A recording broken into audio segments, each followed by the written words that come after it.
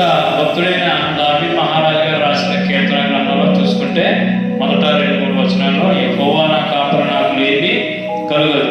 మన జీవితాల్లో ఆయన మన కాపరిగా పెట్టుకోవాలి. కనుక మన జీవితాల్లో మన గృహంలో ఆయన మనకు మొదటగా ఆయన కాపరి.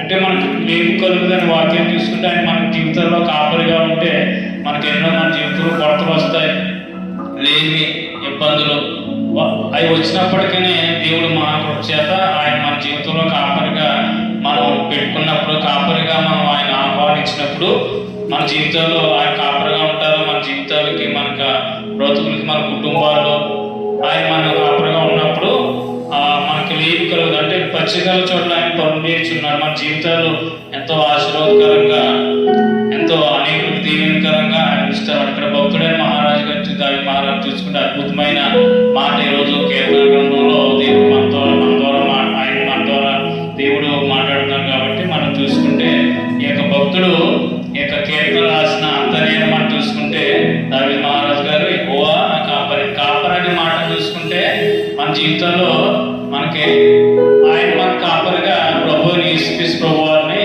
మనం ఆయన కాపరిగా పెట్టుకుంటే మన జీవితాల్లో ధైర్యకరంగా ఉంటాయి, ఆశీర్వాదకరంగా ఉంటాయి. మన జీవితంలో లేని కొరత ఇబ్బందులన్నీ కూడా ఆయన తీరుస్తాడు. మన జీవితంలో దేవుడు కాపరిగా లేకపోతే కాపరిలేని మంద ఏ విధంగా చెదిరిపోతుందో మన జీవితాలు కూడా ఆ విధంగా చెదిరిపోకుండా ఉంటాయి. అంటే మందను మనం చూసుకుంటే మందకి కాపరి కూడా మందను కాస్తాడనమాట. మన జీవితాలు కూడా దేవుడు కాస్తాడనమాట. మన దేవుడు ఆయన మన కాపరిగా పెట్టుకున్నప్పుడు మన జీవితంలో ఆయన మందను ఏ విధంగా కాపరి కాస్తాడు, మన జీవితాలు కూడా ఆయన కాచి కాపాడతాడు. కనుక మన జీవితంలో దేవుడు మనం కాచి కాపాడాలంటే మనం ఆయన కాపరిగా పెట్టుకొని ఆ మందలేని కాపరలేని మందను మనం చూసుకుంటే అది ఎంతో అపాయకరంగా ప్రమాదానికి గురయ్యే స్థితిలో ఉంటుంది. కనుక మనకు వచ్చే ప్రమాదాలు, అపాయాలు, లేని ఇబ్బందులు వాటన్నీ కూడా దేవుడు ఆయన మనకు ప్రథమ కాపరిగా ఉండి ఆయన మనల్ని రక్షిస్తాడు. కనుక